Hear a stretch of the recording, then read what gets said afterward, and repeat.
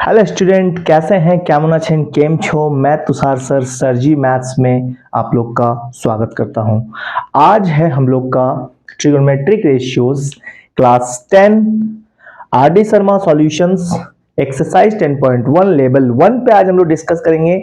हम लोग के पास आज है 4 क्वेश्चन और it may be new editions के बुक में हो सकता है कि ये 4 क्वेश्चन आपको हो सकता है कि ये फर्स्ट नंबर क्वेश्चन हो सकता है वो सेकंड में हो, सेकंड हो, थर्ड में हो, बट आप लोग को ये टाइप के क्वेश्चंस बुक में ढूंढने हैं और उससे आप लोग को बनाना है। चलिए, तो चारों क्वेश्चंस को धीरे धीरे हम लोग डिस्कस कर लेते हैं।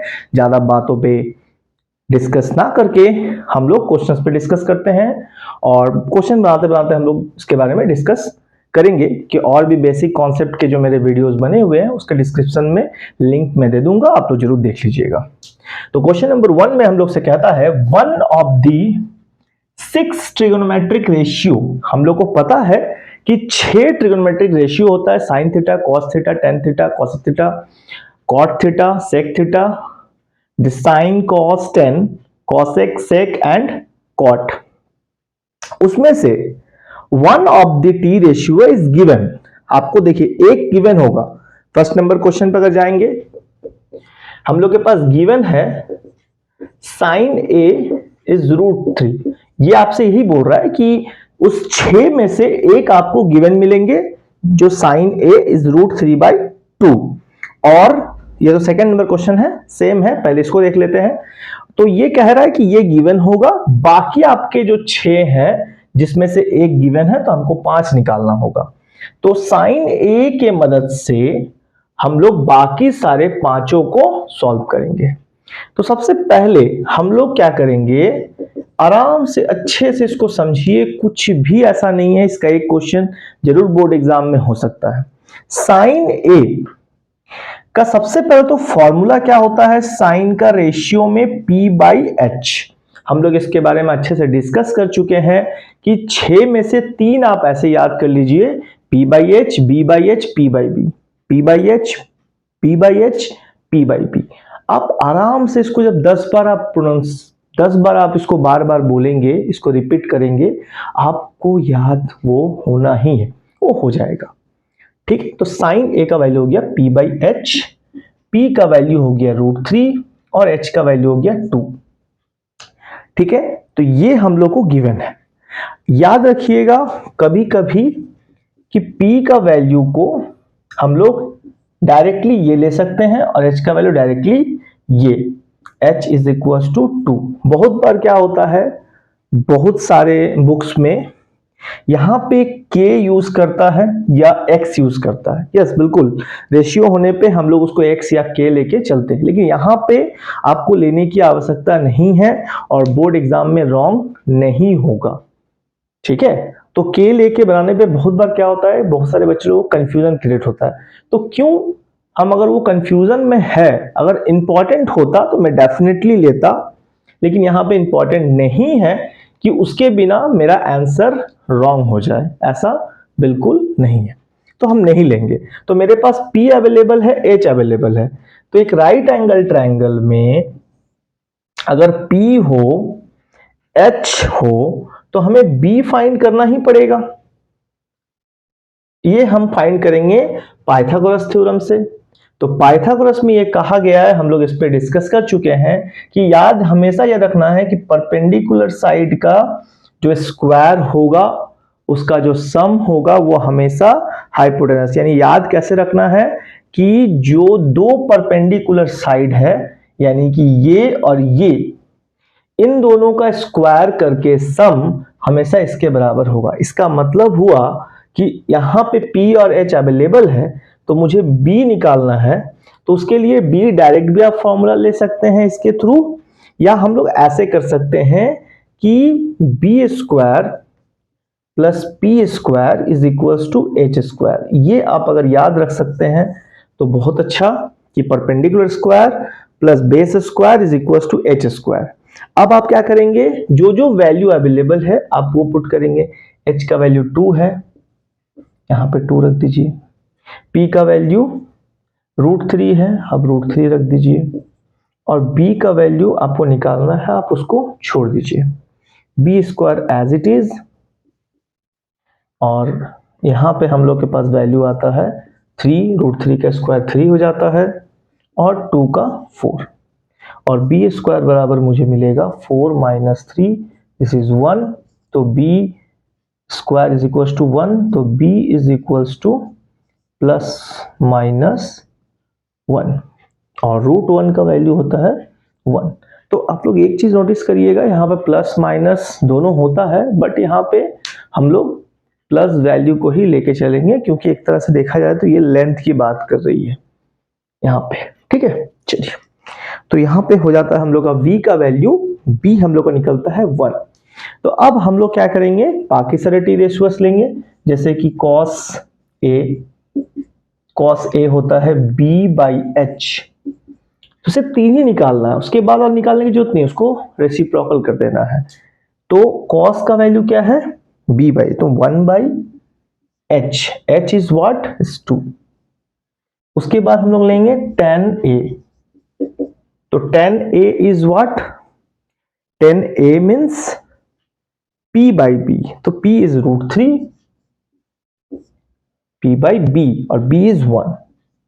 अब जैसे ही हम लोग के पास साइन, कॉस और टेन आ गया, और हम लोग को किसी चीज के बारे में सोचने की आवश्यकता नहीं है, ठीक है। अब हम लोग बस इतना ही करेंगे, इसको पहले आप लोग नोट करिए। अब देखिए कैसे कर रहे हैं हम लोग को।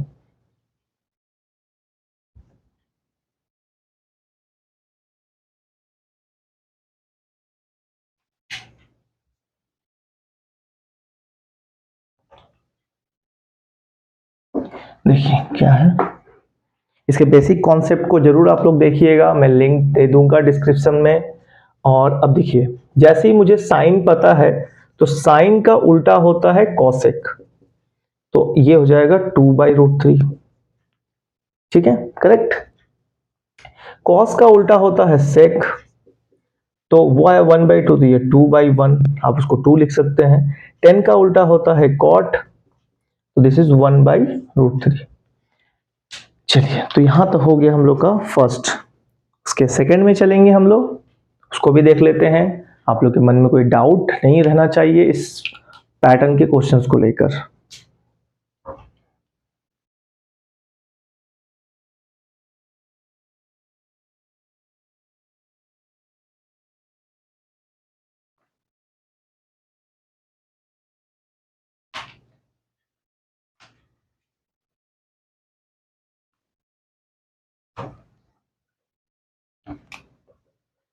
चलिए, क्वेश्चन नंबर 2 फिर से वैसे ही लेंगे हम लोग, कॉसेक थीटा बराबर √10/1। फिर से कॉसेक किसका उल्टा है, तो साइन, तो साइन का होता है p/h, तो इसका हो जाएगा h/p। तो h का वैल्यू √10p1, यानी कि मुझे h का वैल्यू आ रहा है √10 और p का वैल्यू है 1, करेक्ट। अब देखिए, फिर से हम लोग वही काम करेंगे कि भैया b² is equal to h²। तो p का वैल्यू है 1 का स्क्वायर, b का वैल्यू है, अच्छा हमें निकालना है, h का वैल्यू है √10, ठीक है, स्क्वायर। तो b यही रहेगा, √10 का हो गया 10, इसका हो गया 1, ये हो गया 9, तो b is equals to plus minus 9 √, तो b इज इक्वल्स टू 3, ठीक है। अब जैसे ही हमको b मिल जाता है, अब बाकी टी रेशियोज मेरे लिए आसान हो गया, क्योंकि मेरे पास p भी अवेलेबल था, h भी अवेलेबल था, और हमने b भी हमने फाइंड कर लिया। अब कुछ नहीं है, पहले तो हम लोग साइन मान लीजिए निकाल लेते हैं, फिर कॉस, फिर टेन, और इसके बाद आप लोग को पता ही है कि उसको रेसिप्रोकल करना है, तो साइन का उल्टा जैसे कॉसेक, तो कॉस का सेक, टेन का कॉट, बाकी सारा अवेलेबल हो गया। तो साइन p/h, तो ये तो यहीं से फाइंड हो रहा है, तो p/h मीन्स 1/√10, ठीक है, तो ये हो गया साइन का वैल्यू। कॉस का होता है b/h, तो b का वैल्यू हम लोग को मिला 3, तो 3/h, h मीन्स √10, और 10 का वैल्यू होता है p/b, तो p/b, तो p का वैल्यू है 1 और b का वैल्यू है 3। तो आप लोग देख सकते हैं कि ऐसा कुछ भी नहीं है कि हम लोग से सॉल्व ना हो। ठीक है, आप लोग इसमें एक चीज आप लोग देख रहे हैं, साइन ये 1 2 3 4 हुआ, अभी भी आप लोग के पास कॉट है, तो कॉट का वैल्यू ये होगा 3/1, इसका ऑपोजिट, और सेक, कॉसेक का उल्टा सेक, सेक का वैल्यू होगा √10/3। तो ये आप लोग कर लीजिएगा।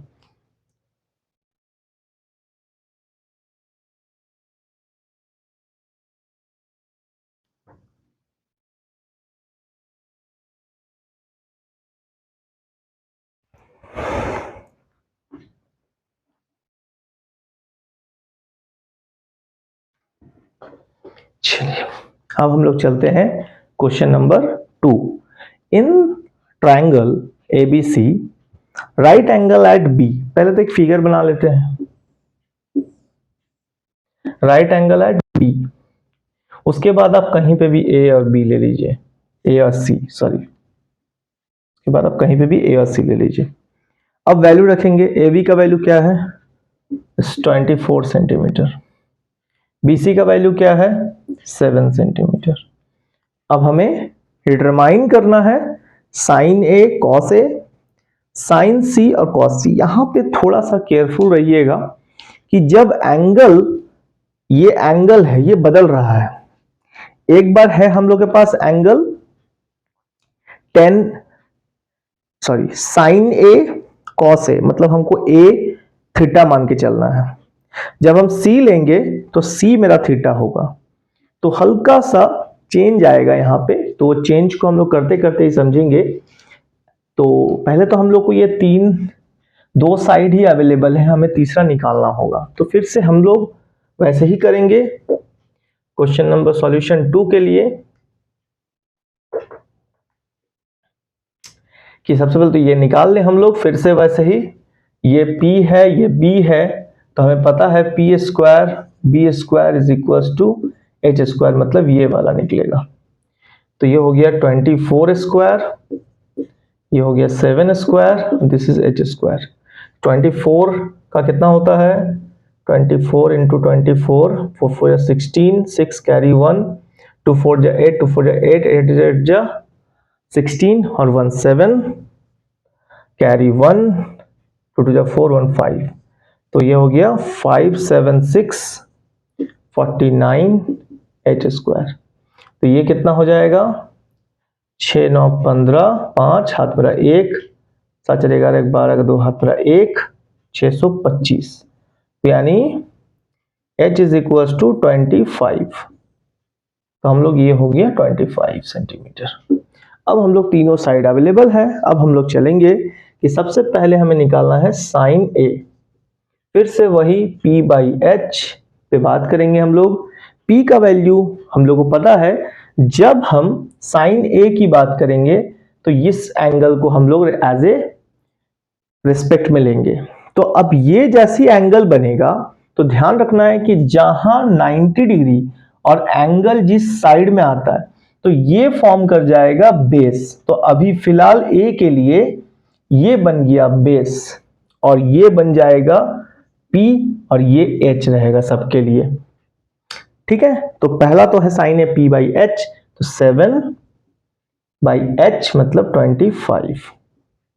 उसके बाद हम लोग लेंगे cos A, अब अभी भी सेम रहेगा, तो एक तो हो गया P/h, अब आता है B/h मतलब 24/25।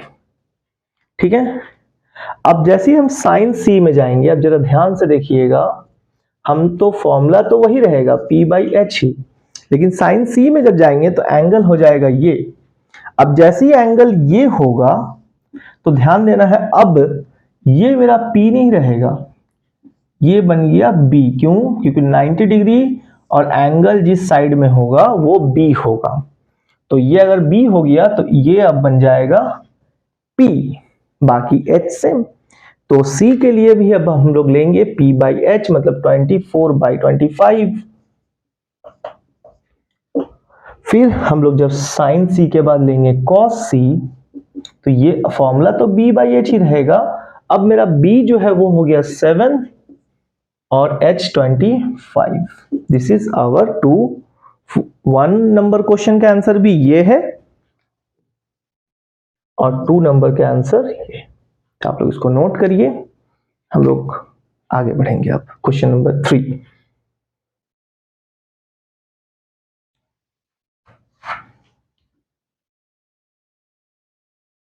अब क्वेश्चन नंबर 3 में शायद फिगर है, चलिए फिगर तो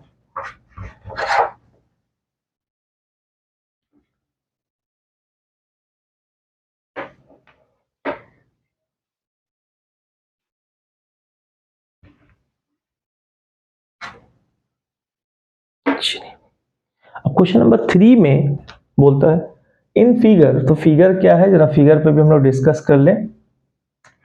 फिगर है कि Q, अच्छा यहाँ पे 3 में हाँ क्या है वो नहीं, डायरेक्ट फिगर ही है। तो फिगर है हम लोग का क्या, P Q और R, ठीक है। PQ का वैल्यू फिगर में है 12 सेंटीमीटर और PR का वैल्यू है 13 सेंटीमीटर, ठीक है। तो फिर से हमें वही काम करना है, तो ये पहले फाइंड करना ही है।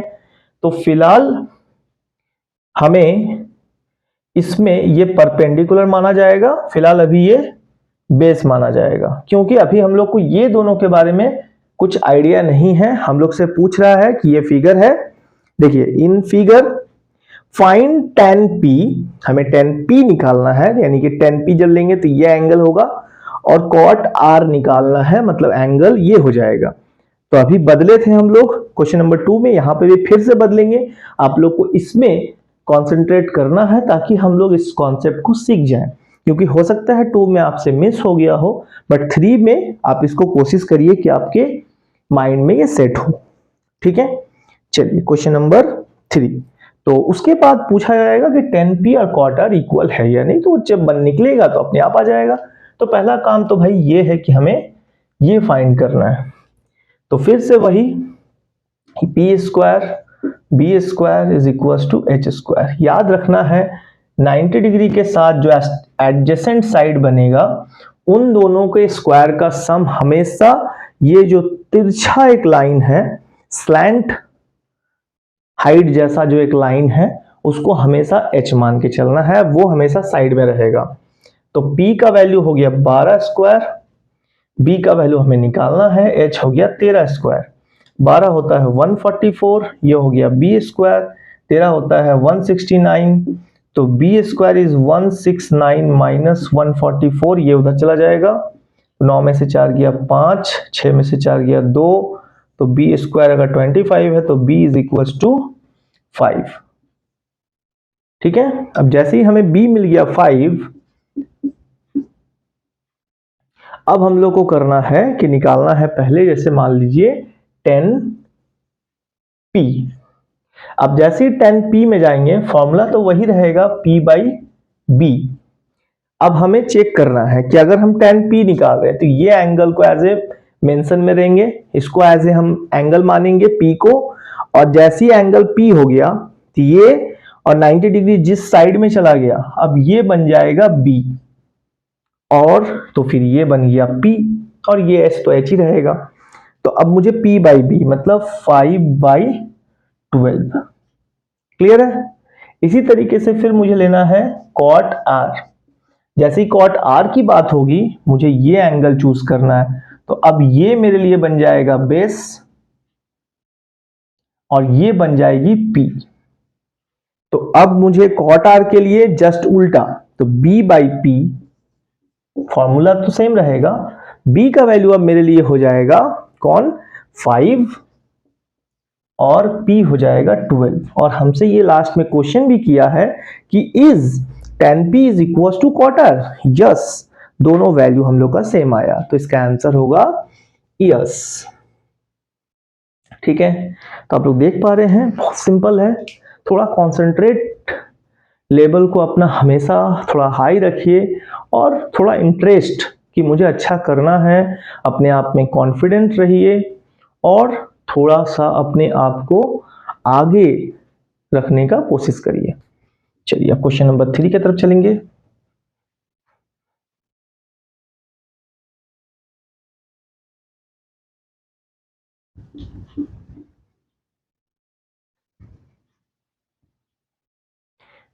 अब क्वेश्चन नंबर 3 हो गया, सॉरी अब क्वेश्चन नंबर 4 की तरफ चलेंगे हम लोग। ये क्वेश्चन नंबर 3 था, अब है क्वेश्चन नंबर 4। क्या है क्वेश्चन नंबर 4? हम लोग से कह रहा है कि इफ cos थीटा अगर 3/5 है तो फिर से फाइंड द वैल्यू, इसके बाद ये कह रहा है find the value sine theta.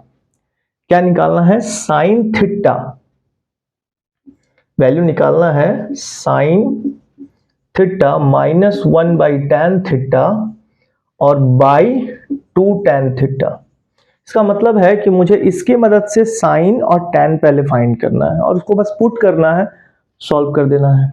ठीक है, तो चलिए cos थीटा से हमें पता है कि ये होता है b/h। तो फिर वही काम मुझे पता चल रहा है क्या कि भाई b बराबर हो गया 3 और h बराबर हो गया 5। फिर से मुझे वही फॉर्मूला लेना है b p स्क्वायर और h स्क्वायर, मतलब मुझे p चाहिए, b का वैल्यू हो गया 3 स्क्वायर, p मुझे चाहिए, h हो गया 5 स्क्वायर, तो p square is equals to 25 और ये 3 मतलब 9, तो दिस इज ये हो जाएगा 16। ठीक है, तो p इज इक्वल्स टू √16, मतलब प्लस माइनस रखेंगे लेकिन हम लोग सिर्फ पॉजिटिव वैल्यू को ही चूज करेंगे। तो हम लोग के पास आता है p का वैल्यू 4। अब यहां से हमें साइन और tan के वैल्यू को निकाल लेना है। ठीक है, तो चलिए साइन बराबर होता है p/h और tan बराबर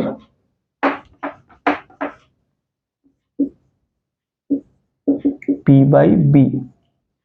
तो यहां से मुझे मिलेगा साइन का वैल्यू 4/5 और p का वैल्यू मुझे मिलेगा tan थीटा का वैल्यू p/b मतलब 4/3। बस अब इन दोनों वैल्यू को हमें इस पे रखना है और ये कंप्लीट हो जाएगा। तो इसको नोट करेंगे आप लोग पॉज करके।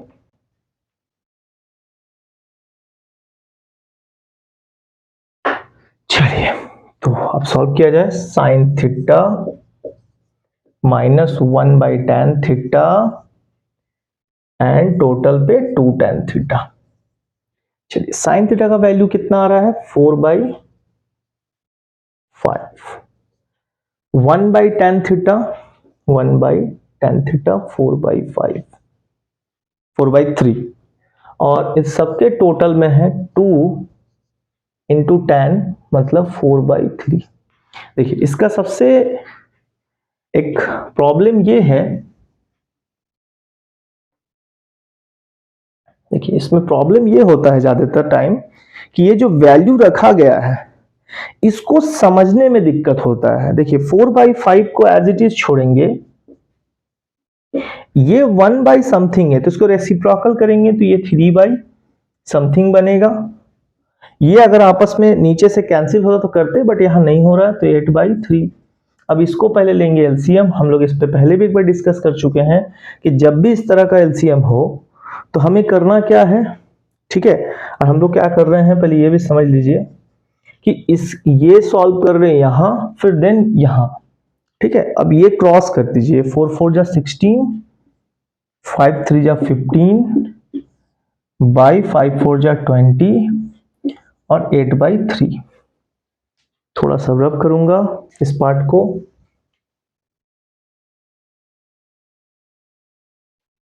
क्या आ रहा है यहाँ पे हम लोग के पास 1/20 और ये है नीचे डिवाइड में, इसको रेसिप्रोकल कर दीजिए 3/8।